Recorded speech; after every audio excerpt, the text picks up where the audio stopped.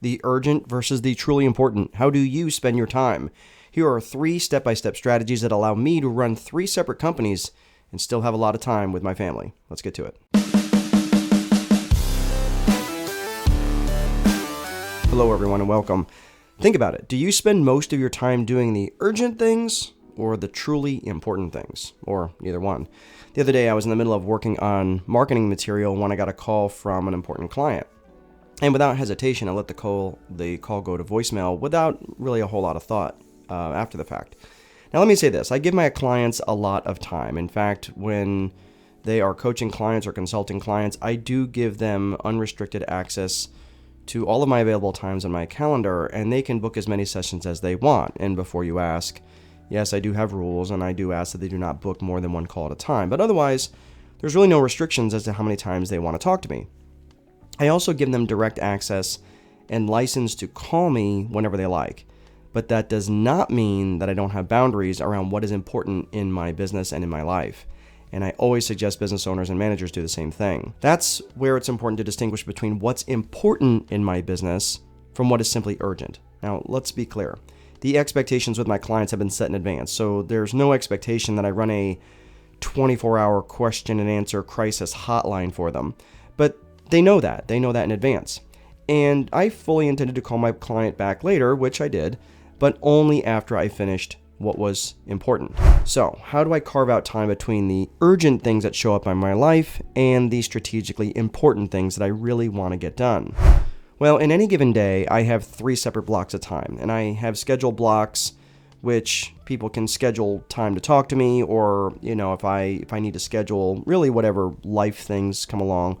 So I have these scheduled blocks of time. I also have strategic blocks where I'm working on a specific item or items that are in alignment with my long-term goals. More on that later. I also have what I call buffer blocks or buffer time, where I batch all of the tasks and all of the urgent things that have popped up during the day that I need to take care of before the end of the day. In this video, I'm going to show you how to set up all 3 of those things. In a typical 7:30 to 5 day, I might have 2 hours of strategic time in the morning, 3 to 4 hours of coaching and consulting calls in the late morning, and then 30 minutes of buffer time before lunch where I can handle anything urgent that has popped up. I can then take 30 minutes for lunch with my bride, and then 2 to 3 hours of coaching and consulting calls or strategic time in the early afternoon, depending on the day of the week, and then finish up the day with another 30 minutes of buffer time to handle anything urgent before I go home. Of course, you might need to adjust this a little bit, but when you can be this intentional with your time, you're going to find that not only are you setting yourself up for success, you can be much less reactive to your day and be much more strategic in actually getting to where you want to go, right? The whole idea is to keep you from doing this task switching, multitasking crap, which some people like to refer to, again, like I'm really good at multitasking, right? Well, I'm sorry to tell you, but effective multitasking is a myth. If you think you're someone who is good at multitasking, the only person who likely thinks so is probably you. Certainly not of any of the people around you. All that task switching, all that does is just creates more and more stress on your brain, which leads to faster decision fatigue, overall decrease in effectiveness, and a decrease in job satisfaction. Not a winning combination if you want to perform optimally, and that's what we're about on this channel. Earlier, I mentioned how to use strategic blocks to direct my efforts towards things that are in alignment with my goals. So let's unpack that a little bit. If we look at our weekly calendar, of course, this is about being more effective and putting a rudder on our week and steering it in a specific direction, rather than letting the winds of what's urgent just blowing us around and we land on whatever urgent shore just happens to show up. That rudder is our strategic plan, and that plan comes from our written vision. I'm not going to get into the details of your vision or strategic plan on this video, but for right now, consider that your vision is a component of both your personal vision and your business vision, right? Your personal vision is where you want your life to go with really no regard to income generation. And your business vision is what you want your business to look like that's going to deliver the personal vision, okay? So with your personal vision, if you woke up tomorrow with, say, $30 million in your bank account, what would your day-to-day life look like? What would you do? What would you be? Remember, we are human beings, not human doings, not human havings. We're human beings. So What would you be? Who would you be? Who would you spend your time with? I want you to be as specific as you can, and don't rush through this exercise. This is worth taking some time on. Working through your personal vision is oftentimes one of the most difficult things that you can do, and I see a lot of entrepreneurs struggle with this because it takes time. It takes self-reflection, and it takes honesty. Your business vision, on the other hand, is a lot easier for business owners and entrepreneurs. For whatever reason, it's easier to think of a business vision of, hey, I want to make $10 million a month in sales, or I want to manufacture 10,000 units a day, or making $10,000 a week in net profit after taxes. Whatever. Keep in mind your business vision should be in alignment with your personal vision. That's why you have to start that first. And for those of you who might be inclined to just skip the personal vision and go straight to the business vision, thinking, I don't need any of that fluffy personal vision crap, here's a word of caution. When you create a business vision before you create a personal vision, you end up creating a life that exists to serve the business. And that's not at all a place where you want to find yourself. Ask me how I know. It's not that business vision is irrelevant. It just can't come first. It can't come before your personal vision. So ideally, you're going to create a 3-year and a 1-year business vision based around the things like your core purpose, your core values, your ideal client avatar, who you want to work for, projected revenues, profits, metrics, and so forth. With all of that stuff established, you will break that down into 90-day projects. Okay, so you've got your 3-year, your 1-year, and you're going to break that down into 90-day projects. It's with those 90-day projects that you will break down your weekly and monthly goals that will determine the activities that are going to go into the strategic blocks of time each week. I know I gave you a lot of information right there, so let's come up for air a little bit so you know what we're working on first. Remember, this is in the context of creating a strategic plan and being more effective with your day, and stop doing all the task switching that is very, very common among business owners. We're trying to focus our time on the important, not just what's simply urgent.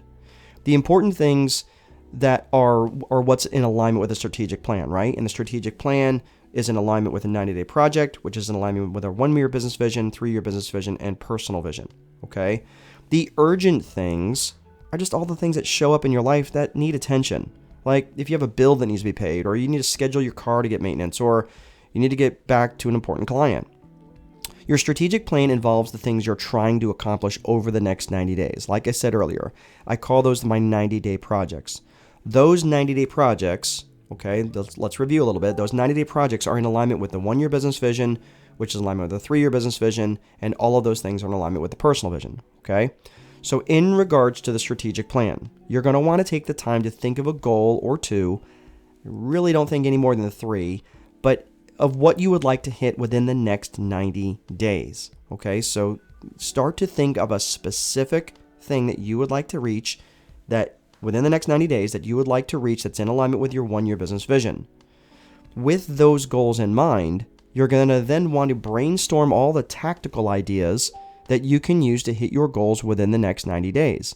Maybe you want more clients, and you, being a smart business owner, decide to go through the list of 14 reasons why people buy. I'll cover that in another video.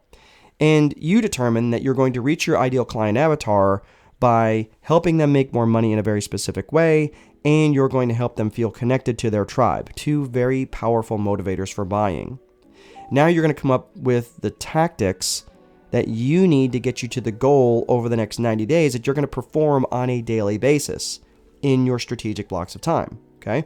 So ideally, you're going to come up with 3 things that you're going to do each day that's going to move the needle towards accomplishing your goals by the time you cross the finish line at the end of the 90 days. These need to be very, very highly specific actions, not BS things or busy work like check email, check voicemail, none of that. This is very, very highly specific things. Highly specific actions going to move the needle towards getting you across the finish line at the end of the 90 days. The things I'm describing right here are the important things. They are the strategic things. The important things, these are what's going to ensure that you're taking your business where you want it to go. Let me make this important point. Your actions shape your future more than any other thing. If your actions are not strategic and you're simply responding to what's simply urgent, you're not going to reach your goals as quickly as you possibly could. One last piece of advice I want you to consider is how you're going to block out your time for each of those items. I like to block out my time in 3 specific ways, like I mentioned earlier: schedule time, strategic time, and buffer time. My scheduled time is a time I set aside for my coaching and consulting clients, time I schedule for meetings with my chief of staff or my sales team, maybe paying a credit card bill or some other activity, okay? The strategic time is the most productive time that is in alignment with my business vision. Like I said earlier, I usually have 2 strategic hours of time between 7:30 and 9:30 each morning, and I get more done in those 2 hours than pretty much the rest of my day. Part of the reason for that is because it's the best energy of the day for me. Some people have their best energy later, but for me that works out well because by the time my coaching and consulting calls wrap up by 11:30 or 12:30, that leaves me 30 minutes of buffer time to take care of whatever is urgent that may have popped up before I go have lunch with my bride. Sometimes I also schedule additional strategic time in the afternoons depending on if I'm falling behind on my goals for the week. So let's say if by Tuesday afternoon I'm seeing I'm not on track to hit my goals, I may schedule some time in the afternoon on Wednesday or Thursday to do more strategic work. One last thought before we wrap this up. This will take some getting used to. It's 100% natural to try this for a day, and an hour into it, you abandon the whole thing because the sharks are circling the boat. That's okay, but trust me, it is so worth it when I can feel like I am running my business and my business is not running me. Simply give yourself some grace. Try it again the next day. You may have to adjust your buffer times to be a little longer. Maybe you can only fit in 1 strategic time into your week to start out. That's all okay. Keep working at it. And if you need some help, just reach out. I'll put a link in the description and we can hop on a quick call. I'm happy to do it. If you found this video to be helpful and you like content like this, please be sure to like this video, subscribe to the channel, and hit the bell, of course, so you are notified when new videos come up.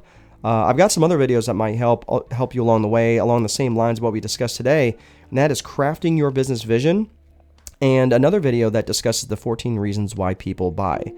Thanks again for watching, and I will see you guys next time.